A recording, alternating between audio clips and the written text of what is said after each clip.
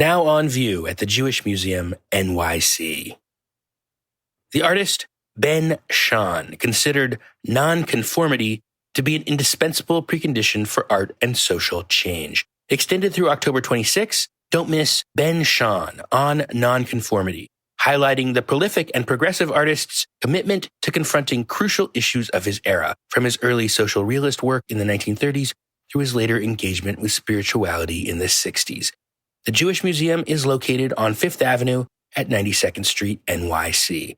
Plan your visit at thejewishmuseum.org. Different artists touch on that in different ways that we'll talk about. Some, it's, maybe the idea of like a post-human world where animals and magical figures exist. In others, it's maybe a world where there's a lot of like ecological disaster. I'm Kate Brown, and this is The Art Angle, a podcast from ArtNet News.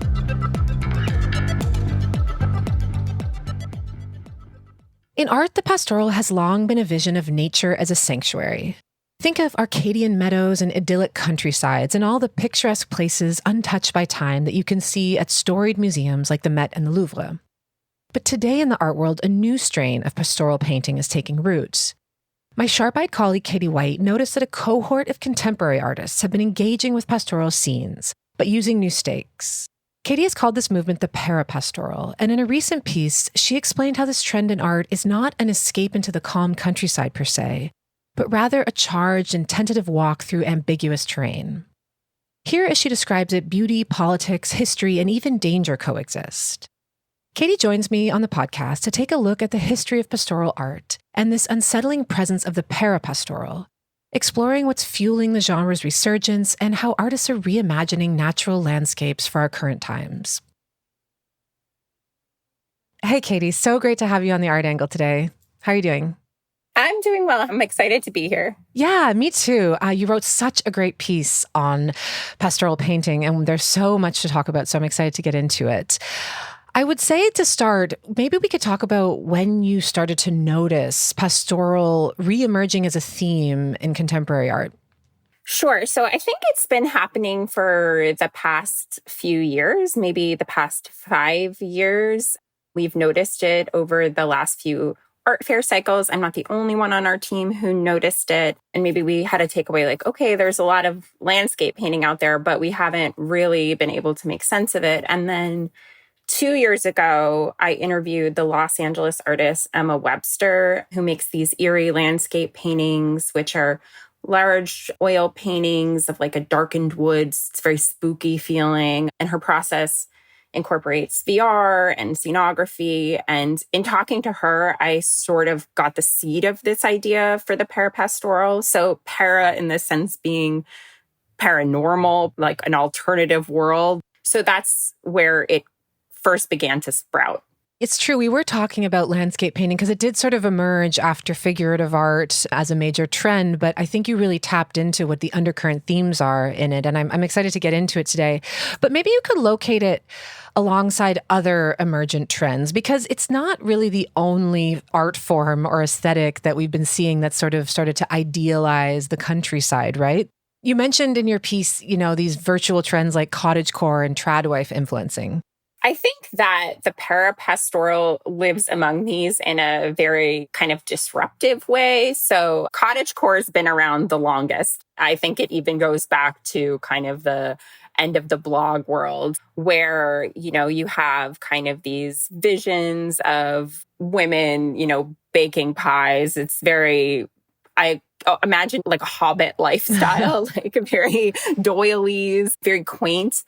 And then trad wife influencers is obviously something that's like a phenomenon really of now, where it's just women on social media kind of embracing this aesthetic of the quote unquote traditional wife, but not really a suburban wife, a rural kind of farm wife. And there's these sort of ideas of like homesteading that go along with it and having a whole kind of brood of children.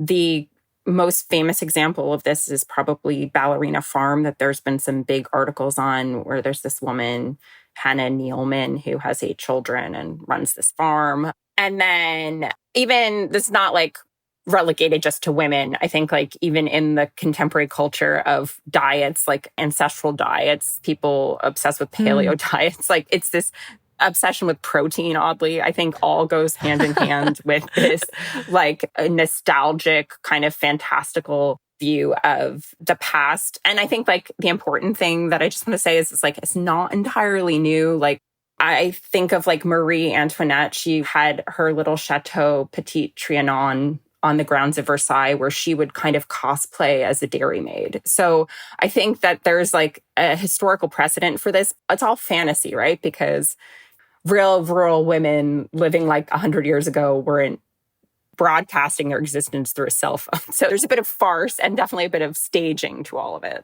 Right. Nor were they like having the easiest lives either. Yeah. Yeah. It's interesting also, some of these trends that you just mentioned, they emerged online, around the pandemic, right? Where I feel like there was this desire to return to nature and this sort of ruralization, again, aesthetic kind of became really popular during lockdown.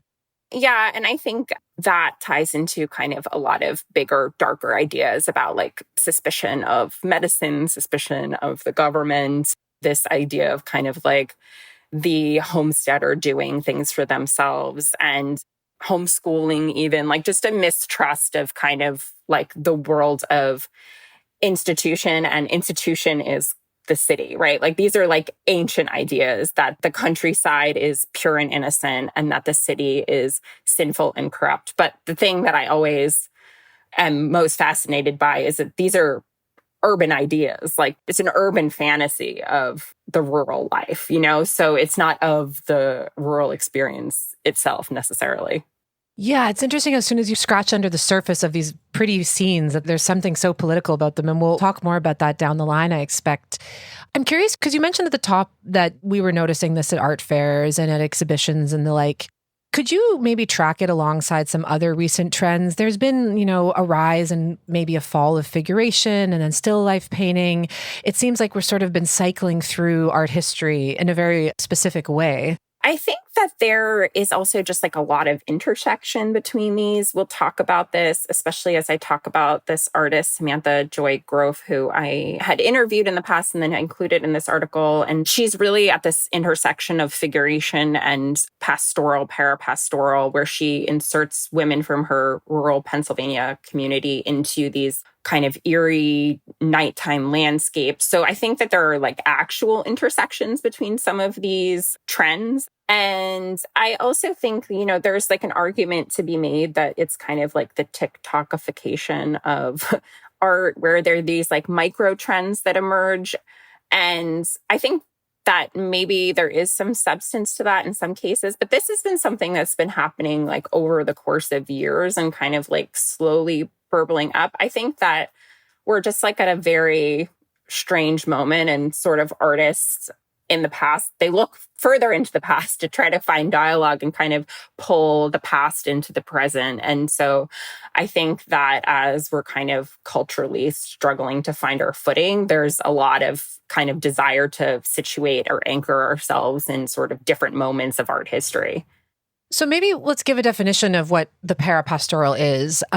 You describe it in the piece as a countryside that is neither nostalgic nor safe, but charged with ambiguity and intent, which I just loved that. Could you expand a bit on what we're talking about here?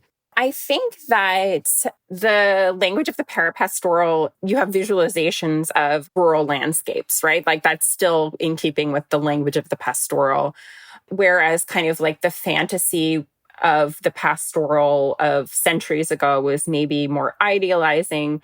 This is sort of more uncanny. So it's not giving up fantasy. Like I wouldn't say that like the parapastoral is a correction to the pastoral. Like it's not journalistic. It's not trying to like necessarily be realist. It's taking this language of fantasy based in a rural environment, based in rural landscape, that kind of like visual iconography, and kind of twisting it to a different end, which is maybe what's happening. The fantasy here is not our reality today. It's something that could be the future. It could be like a very disquieting future. And I think, different artists touch on that in different ways that we'll talk about. Some it's, maybe the idea of like a post-human world where animals and magical figures exist. In others, it's maybe a world where there's a lot of like ecological disaster, where a beautiful landscape is something of total fantasy, no longer exists. So I think that there's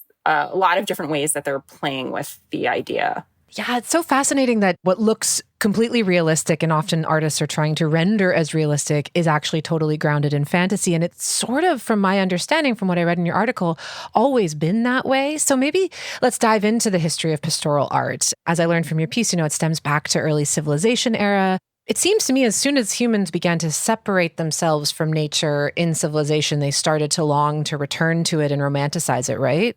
Yeah. So pastoral, right? Pastoral, the word pastoral comes from pasture. So it's very related to this first herding of livestock. Shepherds are the recurrent figure in pastoral landscapes. And I think what's really interesting is that, yes, it originated in literature, poetry, which is the same for many art movements of the past. It kind of has like a history in language first. But I did not realize how far back it went, which is the first example that we know of kind of this like longing for a lost golden age is the Greek ancient poet Hesiod's poem Works and Days, which is from 700 BCE. So Wow. It's like thousands and thousands of years ago, we're already kind of mourning a past that we couldn't hang on to. And a lot of the kind of language that visually emerges and also in poetry is kind of like mythical Arcadia.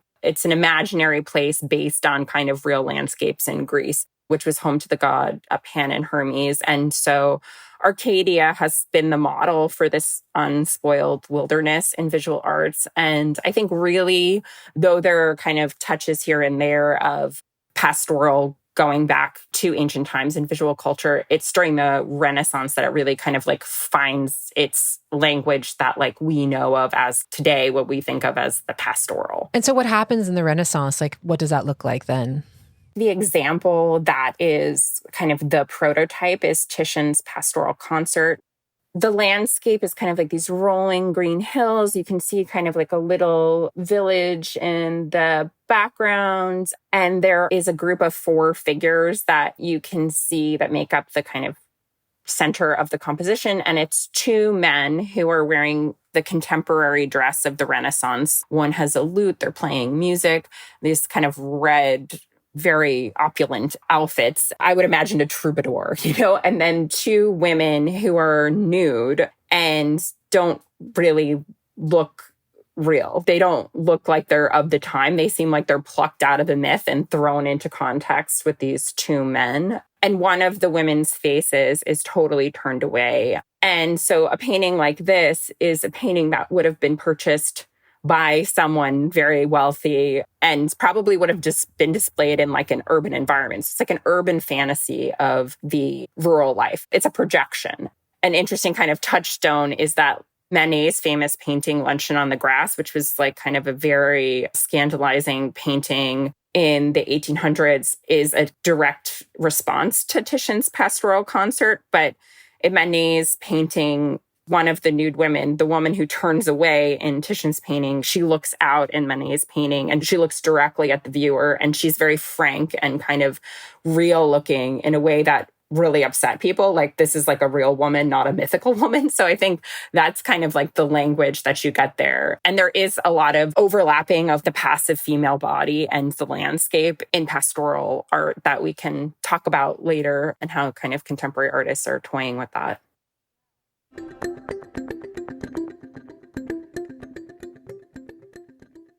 And it's also like a very allegorical painting, right? I mean, the whole painting sort of represents a harmony with nature. And I'm not sure that the artist Emma Webster directly is speaking about that, but one thing that really stuck out to me when you spoke to her was that she talked about this idea of the pro-past, and that there's a sort of conservative undertone to a lot of these pastoral paintings with respect to women and how they're depicted, you just touched on.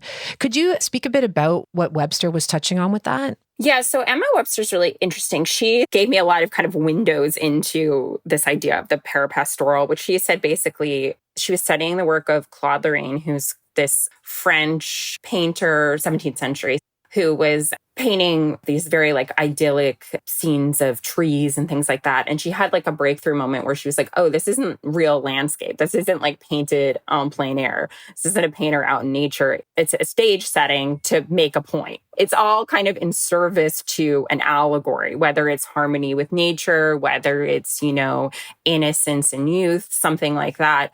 It's just there to serve the allegory. It's not there to kind of like have its own narrative strength. I think a lot of what she has done in her paintings, which are like made with VR, that are kind of very eerie, uncanny, is that she like kind of disrupts this kind of nostalgic view of the past.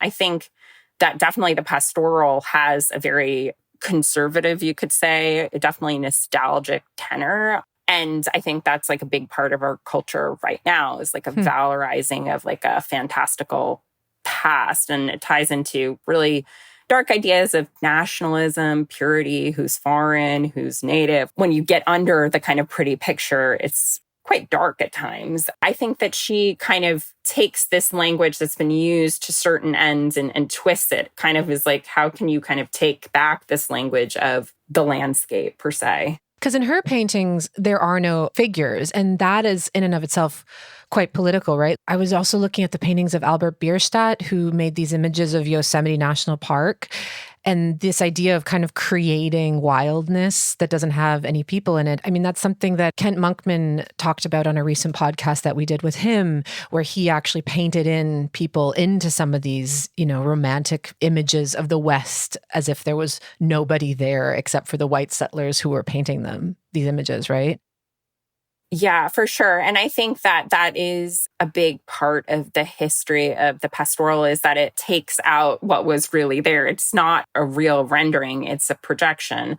And I think, if you look at Albert Bierstadt, Thomas Cole, all of these kind of paintings, maybe you'll see in the distance some tiny, Native American figure, but it's very much like, oh, this is just kind of like an isolated, untouched ground kind of waiting for discovery.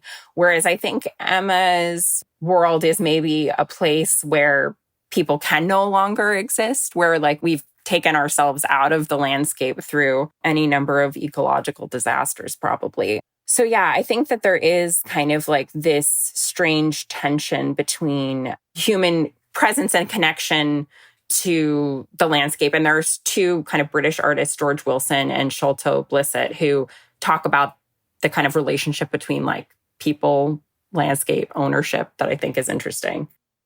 So this touches on a few things like the Anthropocene, posthumanism, but then also like the idea of land domination and class, right? So these contemporary artists are playing with all of those aspects, but especially land domination and class has been present in pastoral art for a long time, right? Yeah, so it was interesting to talk to different artists. It's very much like artists in the UK and in the US that I see doing this. And I think that is pretty specific. And these two young British artists I mentioned, Sholto Blissett, who has shown with Alexander Berggrunnen, and then this young woman artist, George Wilson, who was like in a group show at Hauser and Wirth over this past spring. They respond particularly to the history of the pastoral landscape in the context of England. So Blissett's work, it's like very airtight vistas, no people, and you kind of see these monuments, maybe like a tower or a column. They're very pristine and very creepy. Like, it's hard to explain why they come off as so creepy, but it's interesting. He like has a degree in geography, and he had said in a 2020 interview that during these kind of studies of geography, he was made aware of, this is a quote, made aware of the falseness of the romantic division between humans and nature, indeed the very construction of quote unquote nature, unquote. So he's kind of like asking people to consider like what the real world consequences of this separation, very arbitrary separation between nature and people is. Like, nature is something that you can control, something that you can exploit. And he has another great quote that I'm going to read, which is, "My paintings aren't pictures of landscapes. They are paintings of the history of landscape paintings, a mirror held up to our damaging assumptions inherited from that history,"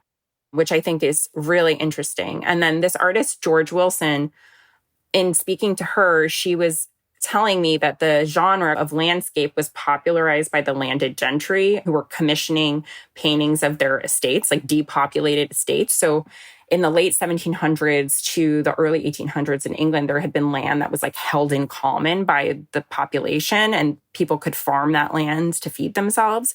And that land was like privatized. And so the idea of these landscapes were like rich people who had removed people from the land. And so it's like a view out their window of like a place where people have literally been removed. She had a quote, "The history of painting the countryside in England is intrinsically tied to wealth and a fetishized, curated vision of the land." And I thought that was just really great. And her work tries to offer an alternative world where there's like magical creatures rather than humans, and kind of this more ancient mythic understanding of the land and our relationship to it.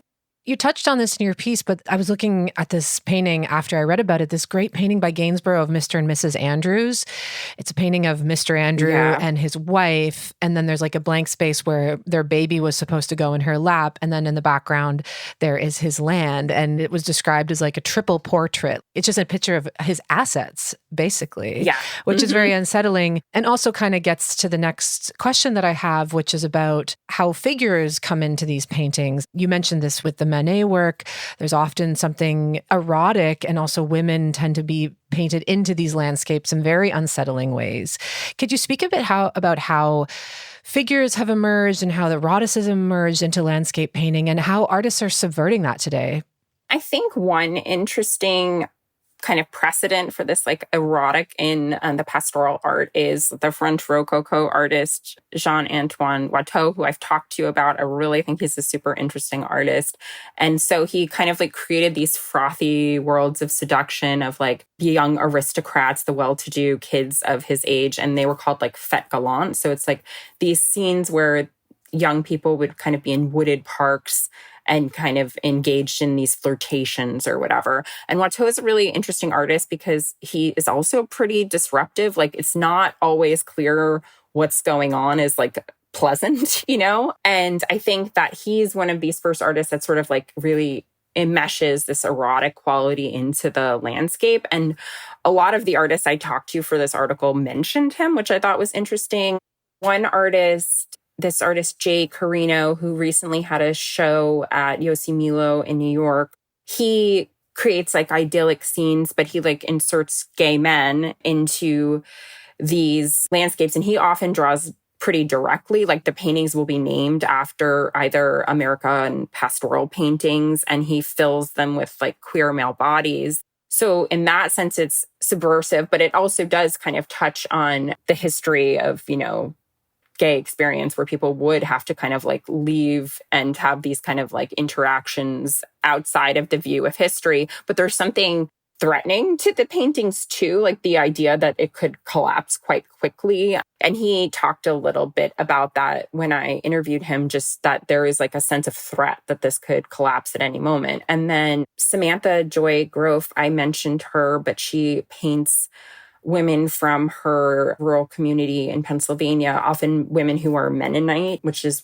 the tradition that she was raised amongst. The basis of her paintings are photographs she takes at night in the woods. Like, these women are out there in these kind of very uncomfortable environments, you know, getting mosquito bites, getting cold. And the way that she paints them can be kind of like quite erotic, but also as though they were kind of undergoing some sort of divine intervention. Like, it's creepy. It's like, are you being possessed? Is like God talking through you? And she uses this language in an interesting way where in talking to her, she's saying like, okay, I'm actually from this environment. Like, the experiences of the landscape to these women in my paintings is not something imaginary. They like live in this land.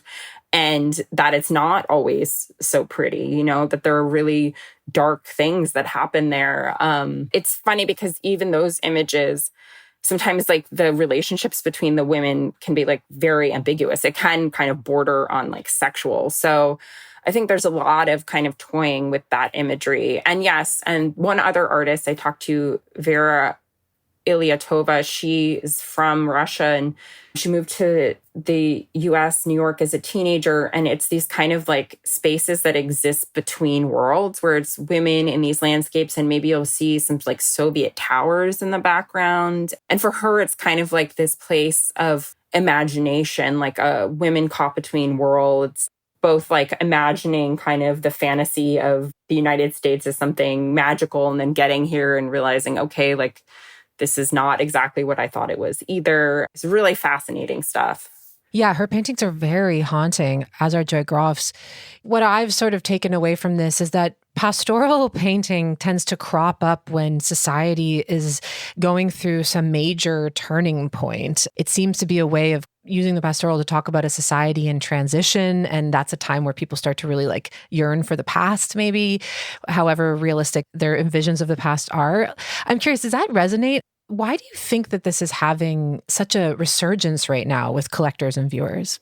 I think that it is many reasons. I think that for sure people are trying to make sense of the lands. Like, I think people are trying to make sense of the human relationship to our world. Obviously, the climate crisis has a lot to do with this. Right. And I think that people feel frightened. And so I think that in these times of disruption, there is, yes, a longing for the past, but there's also people who are trying to make sense of the present by looking into the past and seeing if there's like anything we can learn or any kind of like connections that can be made. Can't say I understand why collectors are interested in it. They definitely are. Like, we noticed that on ArtNet 2023 and 2024 price database searches, Emma Webster was one of the artists with the highest upticks, and Sholto Blissett was also one of the artists with the highest upticks. So people are really interested in their work and have been having some record auction prices as well. So there's definitely a fascination with it. I couldn't really say what's appealing to collectors about it because it is pretty strange and odd stuff, but it seems to be the case. It's maybe also that it can function on two levels at once. Like, these are both really beautiful contemplative paintings, but then that they also have this secret language underneath them, which I think, you know, your piece really taps into in defining this parapastoral kind of sentiment. They really have like this open language. So it's fascinating. Well, thank you so much, Katie. It's been great to chat through this, and I hope everyone will also go read your article because it's a fascinating deep dive into art history and also these future-gazing artists. In a way, the parapastoral is also just looking to the future as well. Yeah, it definitely is. I think that that's like the interesting thing about it. It's like looking to the past, but also looking to the future. It was great talking to you, Kate. Always love talking through these ideas with you. Thanks so much, Katie. That's it for this week's episode. If you like what you heard, you can subscribe to the show on Apple Podcasts, Spotify, or wherever else you get your podcasts. Also, take a moment to rate and review us. It will help other listeners discover what we're doing. The Art Angle is produced by Sonia Manalili with contributions from myself, Ben Davis, Carolyn Goldstein, and Naomi Ray. Thanks for listening, and see you next week.